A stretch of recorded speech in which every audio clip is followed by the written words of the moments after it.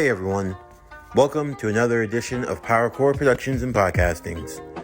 And in today's video, we are going to be continuing Naruto DxD, The Last Shinobi. What if Naruto was in high school DxD, Season 1, Part 3, the Remastered Edition.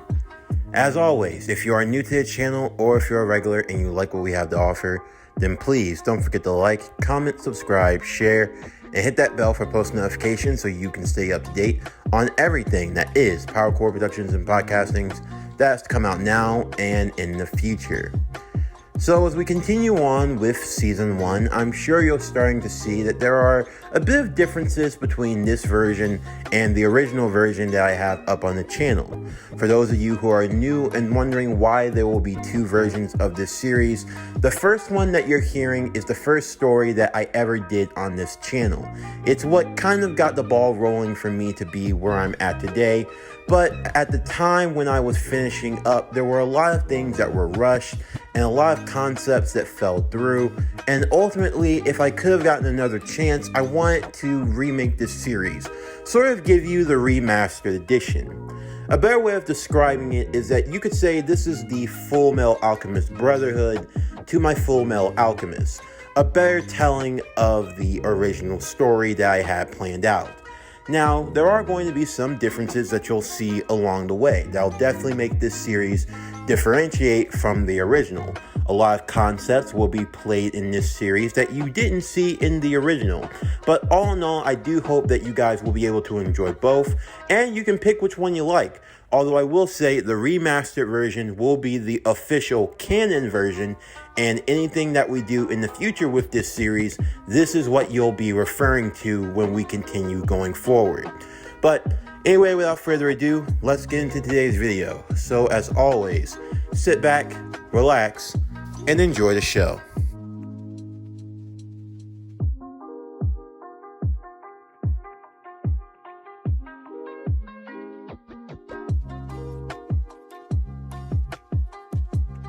Asuya was gone. Worst of all, Naruto's parents were potentially in danger. He knew he couldn't afford to waste time and he had to act quickly. Traveling to the flying Raijin mark that he placed at the school, Naruto raced to the Occult Research Club. Rias and the other members of the House of Grimir were there, surprised to see Naruto bursting through the doors so quickly. However, they were completely brought up to speed once he explained the situation. Rias pondered over everything, and she had to think carefully. Of course, it didn't please her that the Fallen were working in her town, and were probably up to no good. In all likelihood, they were trying to figure out a way to retaliate. But what could they possibly be after with the little priestess girl? She had nothing to do with it. She was just a regular nun by all accounts. However, when Naruto explained that Asuya had some ability to heal, it all made sense. From what Naruto had learned about sacred gears, at least one of the reasons why he had been a target in the first place, it was also that many others had them themselves. And even more so, the fact that if a sacred gear was taken from someone, it would result in their death. This gave Naruto a moment for pause, remembering something he had discussed with his father in the astral plane. It was something akin to how Jinchuriki, whenever they lost their tailed beast, could be left for dead as well. Did sacred gears work in a similar light? At all accounts, it seems so. But even still, it was all the more the reason why they had to rescue her. Of course, Rias' first concern was for Naruto. She didn't want him getting involved in the likes of this. After all, he said he didn't want to. However, Naruto's friend's life was in danger, as well as the life of his parents. He knew he couldn't let things go on any longer. He had to put a stop to it. If he hadn't have let his guard down in that moment, he could have. Rias would try to calm him, but he was almost inconsolable at the time. Naruto knew that at a moment of indiscretion, at a moment of hesitation, lives could be lost. and yet even still, he was filled with a bit of sadness. A part of him wished that things didn't have to come to this. He didn't want to have to fight Rainier. Even after everything she had done, he had hoped that maybe she could just walk away from this, that everyone could just walk away. But things just weren't that easy. Naruto, I understand your concern for this girl. And trust, I want to do everything in my power to save her. But you getting involved is something I can't allow. And why is that? She's already been through enough. I have the power to help her. I understand, Naruto. And I don't doubt you could take care of this problem easily on your own if you needed to. It's not a question of your skill. It's a matter of principle. Naruto, for all intents and purposes, you are a human. You are a powerful and talented human, but you are still just a human. And the fact of the matter is that this town is under my jurisdiction and my protection. Please try to understand things from my point of view. How would it look if every problem or situation that occurred in this town had to be solved by someone who wasn't a part of my association? It would give my family a bad name. This is all about a name? A name doesn't mean anything when lives are lost. Rias wanted to rebuke that statement, but truthfully she agreed. Deep down, while she was proud to have the title of Grimmery, she didn't care about it to the same vein that many others would. Most people looked at their titles as a way to gain power and influence. Rias never had such ambitions, but yet even still, she knew that it was her responsibility. The simple fact of the matter was that Naruto was not a member of the House of Grimmery, and yet he had already found himself at odds against an enemy of the House of Grimmery. And even more so, it was the fact that he was taking care of the enemy rather effectively on his own. Many would call into question Rias' capabilities as a leader and as a protector. If she couldn't keep her own small town safe from harm, how could she ever hope to be a potential ruler someday, if it ever came to it? These were the questions that had to be answered. Of course, Naruto saw things from a different light. If he had the power, if he could use it to do what was good, then he owed it to the world to do so. It didn't matter if he was a part of the House of Grimmery or not. It didn't really bother him and he didn't really care for it. The only thing that mattered was protecting his family and saving Asya. Something he planned to do with or without their help.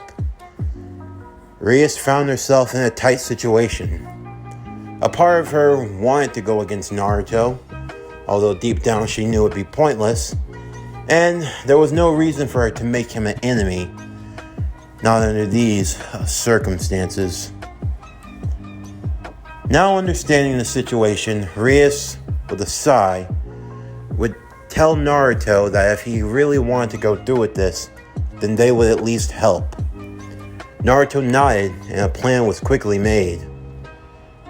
Before nightfall could have arrived, Naruto, Kiba, and Koneko found themselves outside of the church. They waited until the signal had been given.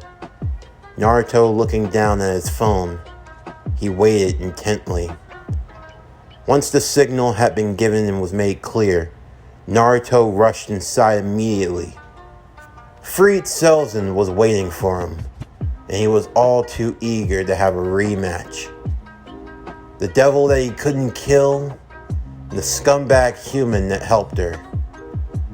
He was going to enjoy slicing him to shreds. However, the only thing he caught was a Rasengan to the face as he went flying through a window. This was definitely not Freed's day, and Naruto was not in a playing mood. In the meantime, the assassins that had been sent to watch over Naruto's parents, waiting for the word to strike if he dared interfere, would find themselves being taken out of existence. Streaks of crimson and golden lightning being all that remained, with black feathers fading in the wind. The Hyoto family was safe and sound. The message had been given, and Naruto had free range to go all out. Naruto, Kiba, and Koneko charged under the altar, heading to the underground where the priests were waiting, as the ritual had begun to extract the sacred gear from Asuya. However, much to Rainier's horror, Naruto had arrived. How? You weren't supposed to be here, Naruto! This ends now, Rainier. Don't do anything you'll regret. I don't have a choice, Naruto. You're not putting me in a good situation. You're not supposed to be. Rainier, how long are you just going to keep being a pawn used by everyone else? You think it's that easy, Naruto? It doesn't matter anyway. What I want doesn't matter. What matters is that I follow the orders I've been given. And I will do so till the end. Rainier prepared to extract the sacred gear from Asuya. However, before she could even have a chance to, a kunai went flying past her head, landing right beside her. Naruto appearing instantly and delivering a roundhouse kick to her face. Rainier yelled out in pain as Naruto grabbed Asuya and freed her from the chains that had bound her. Immediately, Naruto would move quickly using the body flicker, moving beside both Koneko and Kiba, as the two would disappear as Rainier screamed out in anger.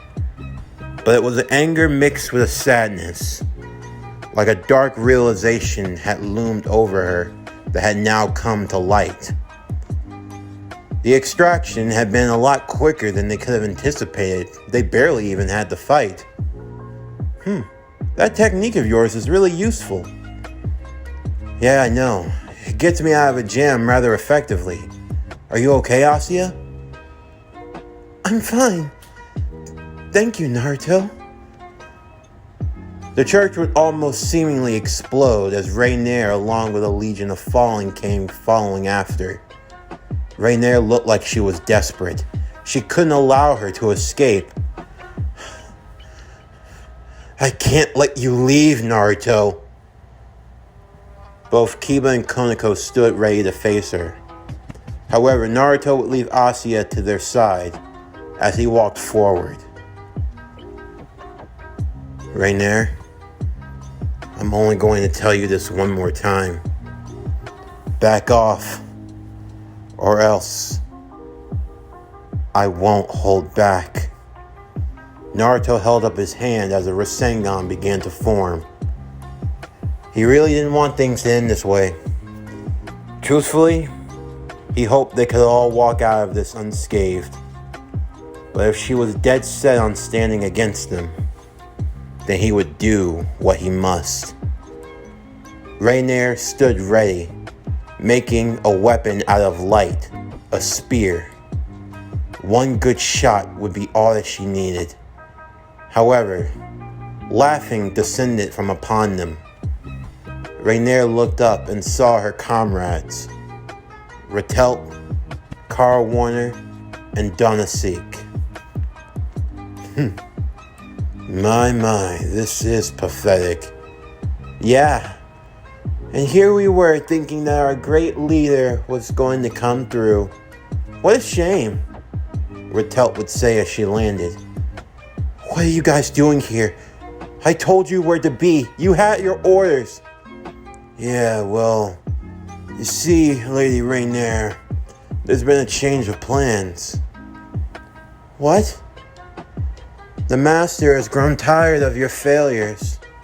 Even now, with all the resources he's so graciously given you, you failed to deliver as promised. And well, we can't really keep working for a failure now, can we? If you weren't able to come through with the ritual, we were given strict orders to lay waste to this entire town. And we figured, well, this will be the best outcome. At the very least, you won't have to face him firsthand. What? But I... There's no need to beg. At least try to die with some dignity. I mean, damn, you are a fallen after all, aren't you? But I've been doing everything. I've done everything you asked of me. So, why? You think that just blind obedience is enough? Or do you not remember? Fate without works is powerless. You talk a big game, Rainier, and I will say, in terms of genius, you really weren't that bad. But let's just be honest. You embarrass yourself at every turn. Truly, it's disgusting. You can't even beat a human. How pathetic can you be? But Aw, look at her. She's gonna cry. My God, Rainier. You really are pathetic, Ratelt would say. I can't believe he put so much trust in you to get the job done. Seriously, you can't do anything right. And here it was, all laid out for you on a silver platter. All you had to do was execute. It was that easy. You couldn't kill this boy. You couldn't kill his parents. You couldn't take that twilight healing from that little nun chick.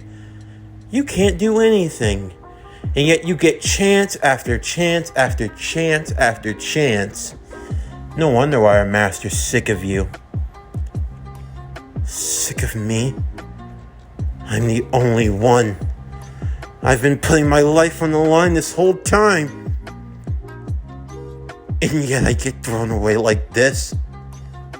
Well, what have all of you been doing? You don't come up with plans. You don't do anything. You just get the grand privilege of staying in the background. And yet you dare judge me. Don't you look down on me. After everything I've done, everything I've sacrificed, I gave up everything! What? You want sympathy? Please. If you want forgiveness, go pray about it. Oh wait, you can't. You think you're the only one who's had to make sacrifices? You think you're the only one who's had to give up something? Don't make me laugh. We all have. The only reason why you're crying about it now is because you're stuck in a lose-lose situation. You have no one that will fight with you. No one that will stand up for you. Not that boy you betrayed, and damn sure not us. You have nowhere to go. You're useless, you're nothing, and you have no one. So why put on this pathetic display, Rainier? Just do yourself a favor and die. Ratelt would shoot an array of light arrows at Rainier. Rainier couldn't deflect them all. She almost expected that they would all stab her and it would be the end.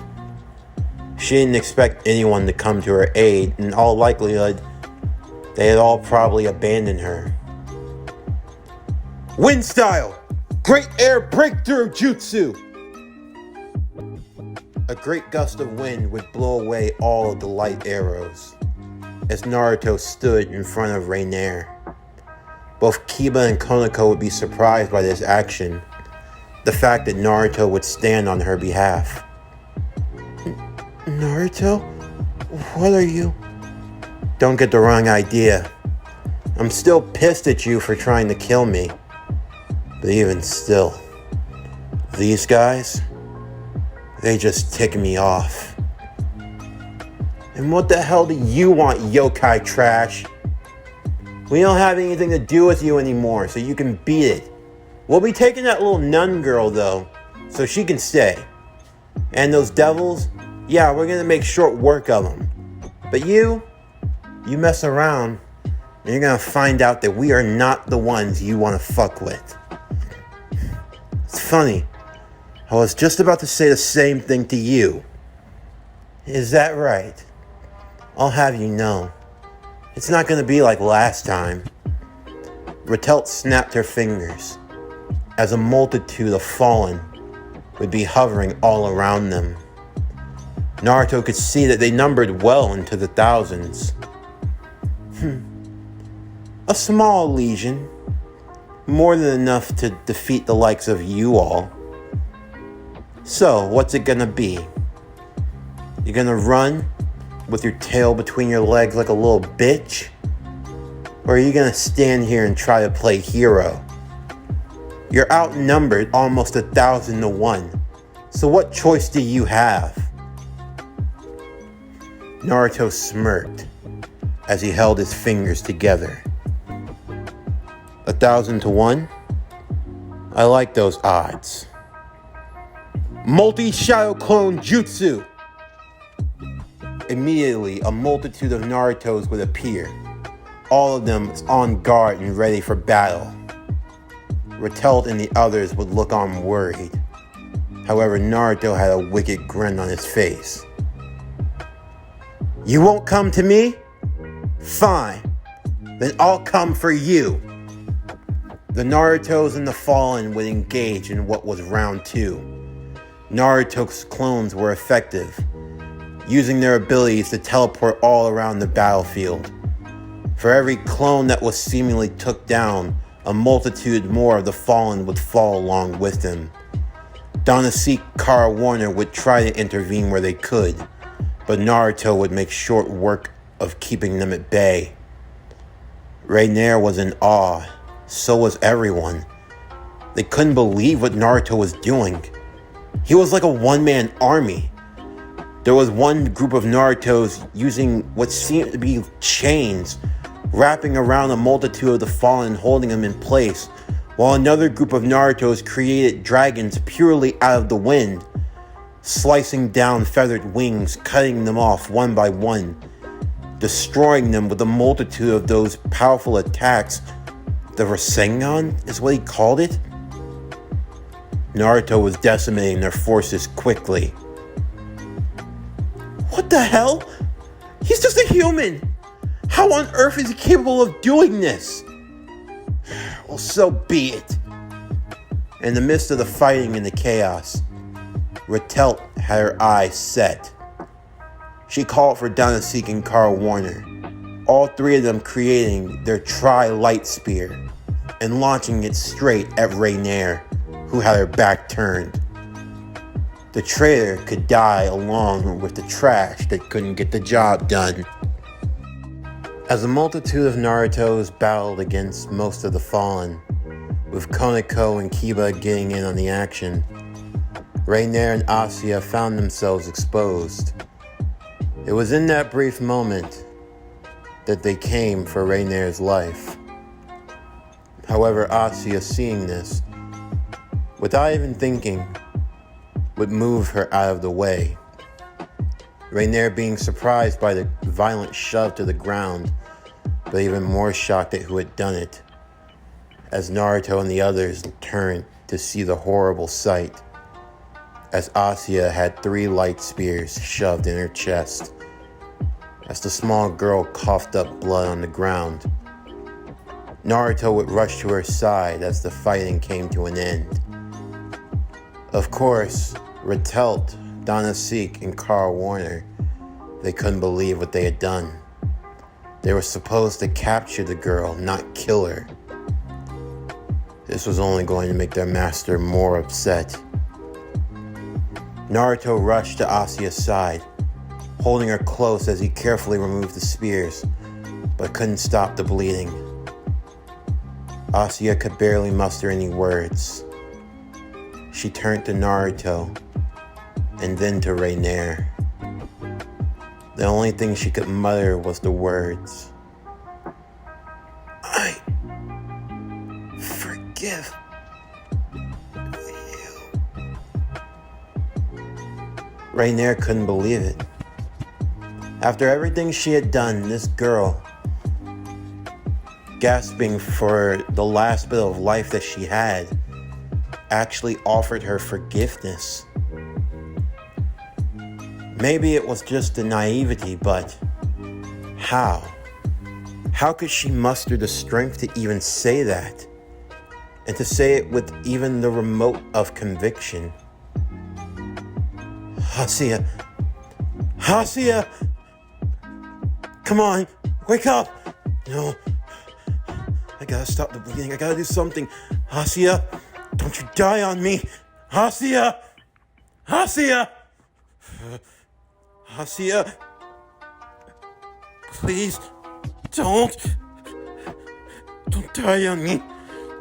Don't die on me! There wasn't much that Naruto could do in that moment. Nothing could stop the bleeding. Asia's body grew cold and fell limp. As Naruto sat there in the pool of her own blood,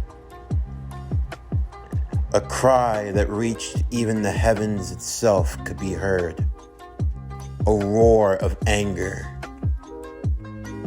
For so many years, Naruto tried to keep it under control. He tried to keep it in check. Above all else, he had to keep the beast within him. He couldn't allow it to roam free. However, the beast had been waiting. That moment of weakness had finally come, and it had a lot to lash out. Mattel, Donna Seek, and Carl Warner could feel the immense power. Naruto's left hand began to burn. He felt something grow, a gauntlet of sorts. As he looked back towards them, his eyes had turned from their blue to a blood crimson red, the eyes of the fox. His whiskers had grown more refined. His other free hand, the nails had turned into claws. His canine teeth had enlarged, and an ominous aura formed around him. Kiba had to move Rainier back, or else she might have been swallowed up. The aura started to burn the environment around him as he cradled her body in his arms, as he looked towards the attackers. The remaining of the fallen tried to all swarm Naruto at once, Rias and Akano arriving to see and smelling the burning of flesh and of feathery wings. Naruto looked at the three of them. You'll pay. I promise you. You'll pay! Before they had a chance, Naruto loomed over them, his gauntlet hand raised into the air as a Rasengan formed. The Rasengan taking shape as it grew larger and larger in size. The Rasengan that was normally blue was now a deep red. The aura of the Nine Tails had now enveloped him. The gauntlet rang out the words boost, causing the Rasengan to grow larger and larger and larger, and to the point where there was nowhere for the three to go. They could not escape its massive size and its strength. They cried, they screamed and begged for mercy, but they found none. The only words that could be heard. Ninja art. Sacred dragon style. Rasengan! In a burst of red chakra, a large explosion would occur. The three perpetrators would disappear along with the light.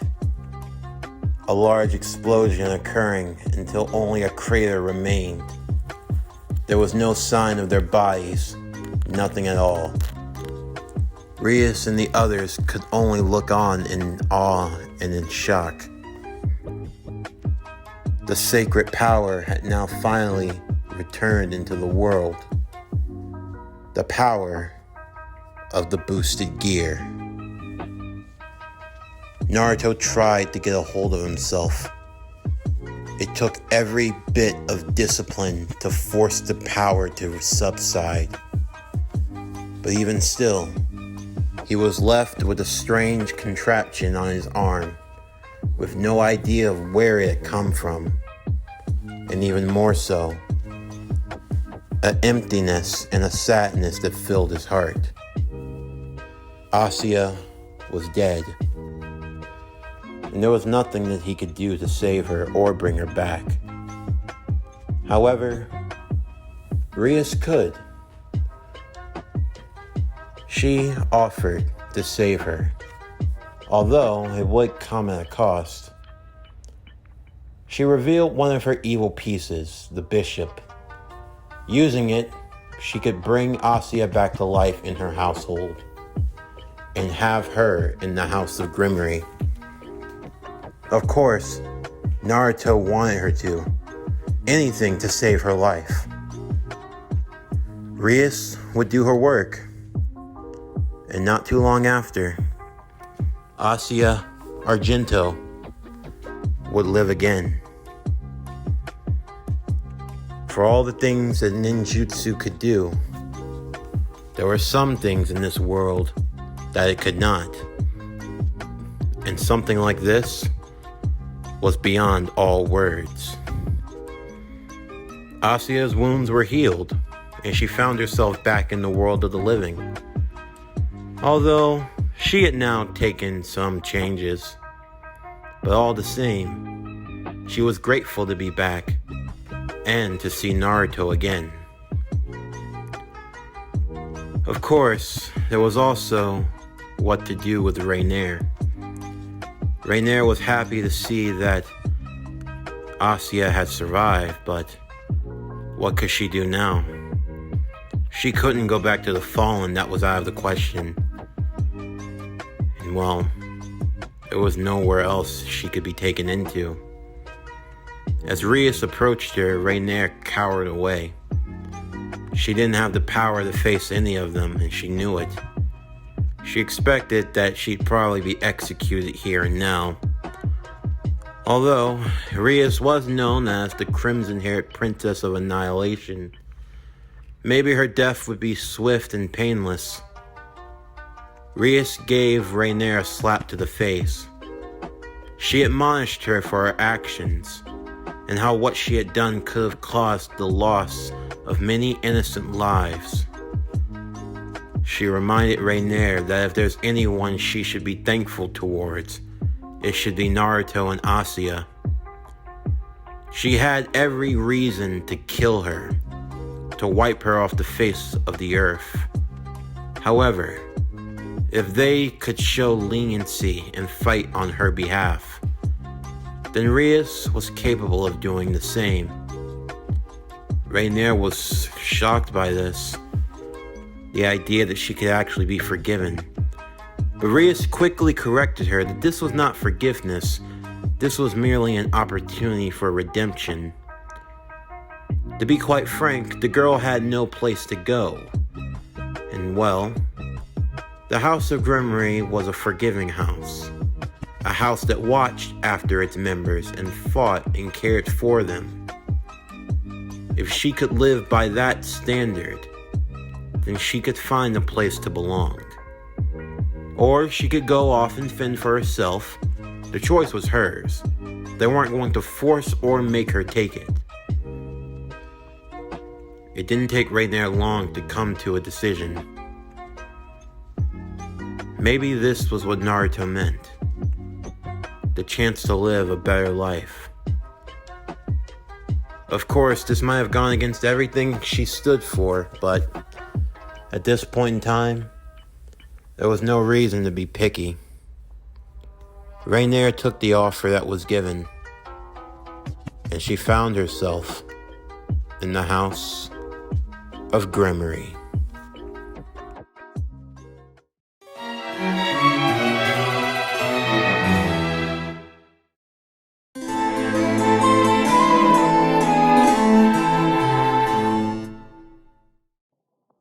All seemed well for Naruto, but his life was now filling with more questions than answers. It seemed as though every time he had everything figured out, it was as if the universe decided to give him yet another curveball. On top of being from another world, on top of having what essentially amounted to a massive amount of energy in the form of a nine-tailed beast sealed inside of himself, he now had to contend with yet another roommate, apparently. The power of the boosted gear, the Welsh Dragon, one of the 13 sacred gears. Where on earth it had come from, how on earth he was in possession of it, he had no clue. Of course, it didn't help matters that it apparently seemed that those who had this power were almost always caught up in the greatest of conflicts. Although, given Naruto's origin and his lineage, that was to be expected. Of course, Rias and the others tried to help in any way that they could. I mean, to learn that you had another type of power hidden within you, well, it could be a lot for anyone to deal with. But for now, the only thing Naruto could focus on was trying to figure out how to use it to its fullest capabilities. At the very least, he could make the gauntlet come on and off at will, and he learned that it could double his overall power every 10 seconds. So, the power of the boosted gear, huh? Something that can let me surpass even the power of gods. Well, I can't think of anything worse to be stuck with. Although, how on earth did I get in possession of it? That's the thing, Naruto, Rias would say. I have no clue. You're supposed to be from another world, at least that's what you say. So how on earth could you have been chosen to wield the power of the Red Dragon Emperor? It truly is a conundrum, Kiba would chime in. You're growing more stranger and stranger every day, Furry. Koneko would also chime in as she ate a piece of her chocolate cake. Of course, Naruto was left more concerned than anything. He already tried to keep as low of a profile as he could, at least for the sake of his family. But now with this, there was no telling who else could be coming after him. Of course, there was also Rainier, who was going through her own changes. She had been given the chance to join the House of Gremory, and Rias decided that the best piece for her was the pawn. Of course, on the outset, one might not think the pawn was anything special, but that was quite the contrary, as the pawn had the ability to become anything, to even promote to a high level. After gauging her overall ability, it was decided she would get 4 pawns. Of course, Rainier probably wouldn't have much liked the idea of being referred to as a pawn, feeling like she was just going from the services of one group to another. But honestly, if you only viewed it that way, then you might have missed the whole point. At least for now, Rainier felt that she was in a place that she could feel some form of safety and security, although it wasn't easy. Initially, she thought that they wouldn't really care for her to be there, and that her being there was just more of a formality than anything else. But slowly and surely, the others were opening up to her, especially Akano, who could kind of relate to her situation to an extent. Of course, there was also Naruto, who now found himself with new housemates. It was thanks to some convincing from Rias speaking with Naruto's parents, but now Naruto had more people living in his home, that being in the form of Asya and Rainier, since they didn't have anywhere else to go. Of course, Asya didn't mind this at all. She had grown fond of Naruto, and the idea of living with him, well, that only made her more happy. And then there was Rainier. The tension between the two of them was, well, tense, to say the least. It was awkward whenever they'd bump into one another in the hallway or in the kitchen or in the living room. You don't forget your first crush, your first date. You also don't forget when your first date tries to kill you multiple times, or when your first date almost kills one of your new friends. And yet even still, you would think there would be more hostility between the two of them, but that wasn't the case at all. It was just this strange sense of monotony. It was like waiting for the other shoe to drop. Eventually it got to a point where they couldn't take it anymore.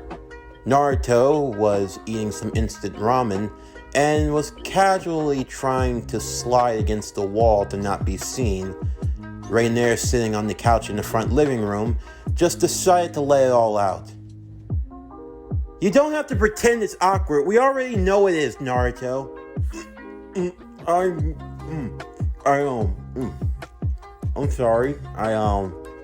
I didn't think Don't talk with your mouth full. Eat first. Naruto slurped all of his noodles before speaking. Yeah, I know. It's just... I was your ex-girlfriend who tried to murder you? Yeah, there's that. So why exactly did you join? She wasn't forcing you to. I don't know. Maybe I just want somewhere to go. Maybe I'm selfish and I just want protection. I don't think it's that simple. Why? You think I'm so low on the totem pole that they wouldn't bother trying to send someone to kill me? No, it's not that. It's just... I think maybe you're being a little too hard on yourself. Don't get me wrong, you did a lot of messed up things, and I don't think it's gonna be easy for you to make up for it all. But I don't think it's impossible. Besides, Asia's forgiven you. Although honestly, Asia's a saint.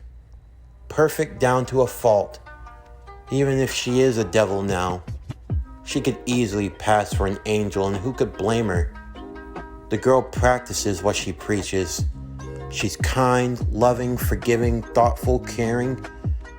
You couldn't find anyone else in the world like her. And yet even still, I don't know why, but it scares me. I just don't know how she could ever forgive someone like me after everything I've done. I'm not worth that type of care or acknowledgement. As far as I'm concerned, I'm the lowest of the low, and I know it. Getting used and tossed around, it's all I'm good for. So I just don't understand. Because they would both be surprised hearing another voice enter into the room. I don't think bad of you, Rainier. Sure, what you did was wrong, but everyone makes mistakes. If no one's worthy of forgiveness, then what's the point? I can't make you forgive yourself, and I know that the road ahead won't be easy. But you aren't alone. There are people who will be willing to stand by you, as long as you're willing to stand by them. At the very least, I want to stand by you. Asia offered her hand to Rainier. Rainier could feel a multitude of emotions welling inside of her. Naruto would leave the room, as Asia would sit beside her on the couch and allow the girl the chance to cry, the chance to let out all of the emotions she kept bottled up for so long. It seemed like things were going to be on the up and up. At least that's what Naruto hoped. However, Rias, on the other hand, she appeared as though something were bothering her. Naruto wasn't quite sure of what it was, but he would soon get his answer one night as he found someone teleporting into his room. I thought that was my thing. Of course, what really shocked Naruto was to see it was none other than Rias. And she looked desperate. The confirmation of her desperateness came when she threw herself onto Naruto in the bed. Wait, hold up, what's going on here? Naruto, I need you to take me. Take you? Take you where? Take you to the store? Where you want to go? Amusement park? I mean, it's kind of late, but no, I need you to take me, like, down. Down? Down where? Down under? Are you an Aussie? You idiot. I need you to take my virginity. You need me to take your,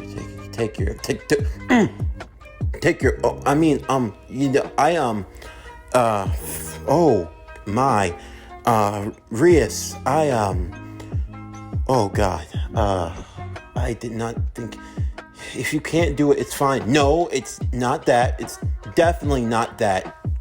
Do not think that. It's just, it's so sudden, and I mean, I trust you. If I become impure, then they won't be able to get what they want. Ria slowly started to take off her clothing. Naruto starting to see more and more of things that he never thought he'd get to see. This wasn't supposed to happen until I got to college. Oh shit. Are we about to... Come on. What do I have to be scared for? I'm a grown man, aren't I? All I gotta do is just do the... As much as Naruto would have wanted to, he knew he couldn't. And it wasn't for a lack of trying. No, don't mistake that at all. It was because of the fact that he could see in her eyes. This wasn't what she really wanted. This wasn't what she truly needed. This was desperation. This wasn't an act of true love or passion. And if he did it now, he knew for a fact that there'd always be this thing. A thing that they could never overcome. With that, Naruto stopped her in that moment, wrapping his jacket around her and sitting her down. Rias, we both know that your heart's really not into it. You don't have to force yourself. So what's wrong? Tell me. Rias was amazed. She was surprised that Naruto could see through her so well. Here she was thinking that the boy would just give in to his cardinal urges like any other boy would. And trust and believe, it was taking everything within Naruto's power to fight the beast that was dwelling within him. Containing a lot of beasts just seemed to be what Naruto was doing these days, so what was one more? Although this beast was a lot more dangerous than any fox or dragon could ever be. But yet even still, Rias was thankful. She was thankful that Naruto, even in her own state of not seeing things clearly, was able to be more than what she expected, to be something that she needed. In that moment, another person would enter into the room, an older woman with silver hair. Rias was surprised to see that Graphia had come to retrieve her and to stop her from doing anything indecent. Of course, things didn't help when the door opened and the girl saw half-naked Rias on Naruto's bed, Asya blushing profusely and Rainier turning bright red also. I didn't know you two had that kind of relationship, Rainier would say. Naruto, if you wanted to do those things, I do owe you, and I could do it if I close my eyes. We haven't even done anything. Come on. Rias,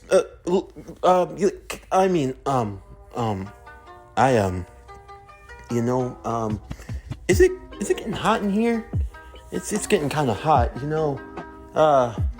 It's okay, Naruto, Rias would say. We didn't do anything, you guys, so calm down. Rias would turn back, however, and kiss Naruto on the cheeks. Thank you. Naruto. Rias would leave with Graphia, leaving the three kids back in their room. And with Naruto, he felt oddly happy, but at the same time, surely disappointed. He didn't know if he should feel proud or if he should feel shame. The next day, though, as Naruto and the others made their way to the Occult Research Club, Naruto would speak to Kiba about what had happened, about how Rias had seemed off. And for Kiba, he could only think of one reason that she could be feeling this way. As Naruto and the others walked into the club room, they saw another guy sitting beside Rias on the couch. He seemed to have an issue with personal space, and even more so, he seemed to enjoy having his hands wander all over the president's body, even though Rias didn't really care much for his advances.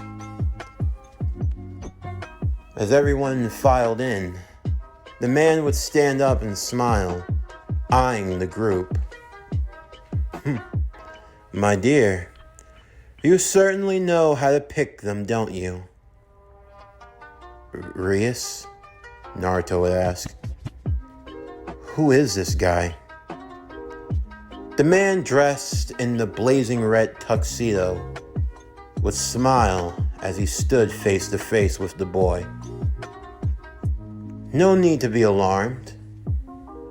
My name is Sir Riser Phoenix, and I haven't come to cause any quarry. I've merely come to discuss some things with my betrothed. Your betrothed? Naruto would say. Oh yes. I'm surprised you haven't told them, my sweet Rias. She and I, we are to be wed. It now made sense to Naruto why Rias had acted strangely the night before, and why she had seemed to be on edge. It must have had something to do with this guy, and if she were trying to throw herself at him, then maybe it was because she didn't want to be with him. Of course, Naruto said nothing, keeping his thoughts to himself, as Riser continued to big himself up in front of everyone, constantly trying to assert some sort of weird dominance over Rias. He could see that Rias was really all over it and she didn't particularly care, but he didn't feel the need to step in for any rhyme or reason. That was until he kept bringing up the idea or topic of marriage. Rias made it very clear that if it was just about the title of Grimory, then he could more than have it, but the idea of her being forced to marry someone, that was the one ideal that she couldn't abide by.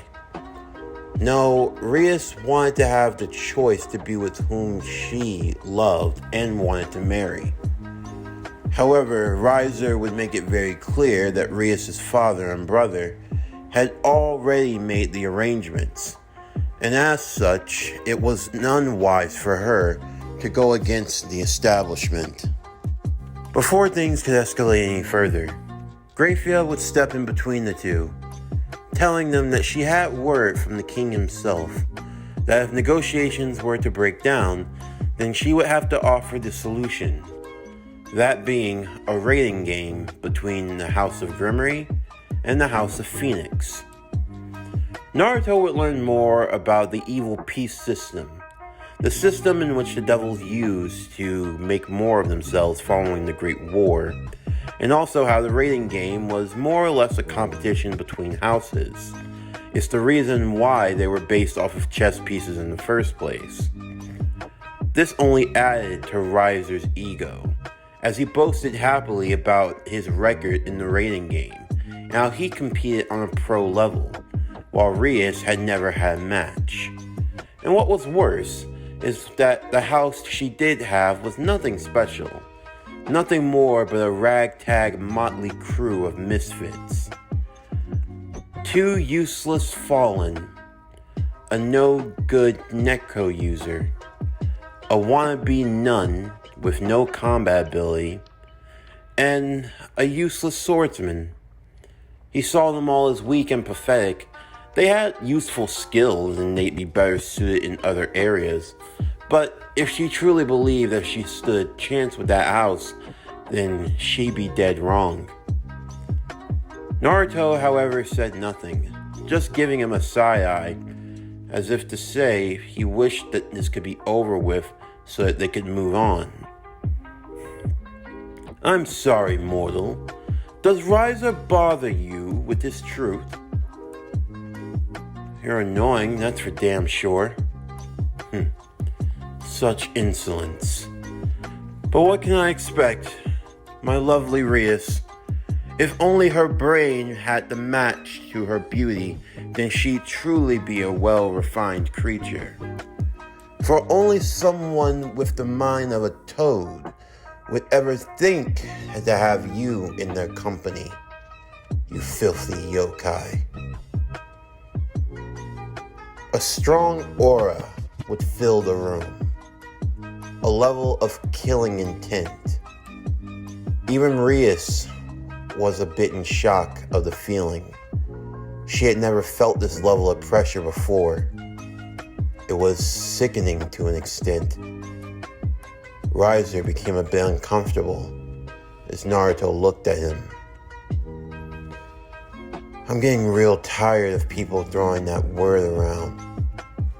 First of all, I bathe regularly, so you can drop the filthy. And yokai? Buddy, I'm far greater than a mere title like that. My friend here, if I can even call him that, hates everything and everyone. But if there's one thing he hates more, is that he loathes disrespect. And I'm the only thing keeping him from tearing you apart. You don't scare me, boy. You think you and your little demon fox could do anything to me? I am of the House of Phoenix, the immortal flame that burns forever. Yeah, you can take that immortal flame and you can shove it up your ass. You want to keep pissing me off? Go ahead. I'll show you the difference between the two of us. Why, you. She doesn't want to marry you. Why don't you get it through your thick skull? I mean, you are the great immortal phoenix, so please enlighten my dumb self. Why you can't grasp a simple concept. She doesn't like you. She doesn't love you, and she doesn't want you. So why don't you get lost and quit messing with her and her household? Concerning yourself in places where it doesn't matter. What are you, her hero?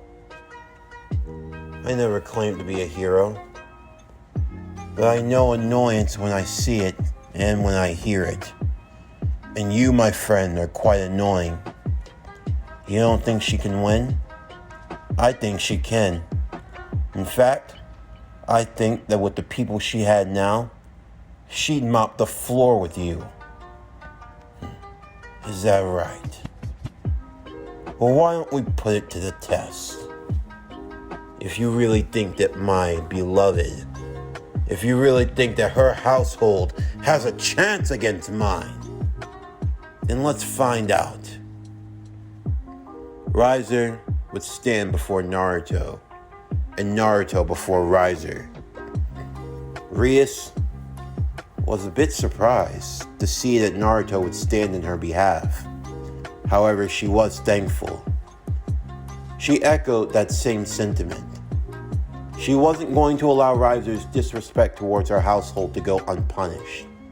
She accepted the challenge. And with that, the rating game would be on. This concludes Naruto DxD, The Last Shinobi.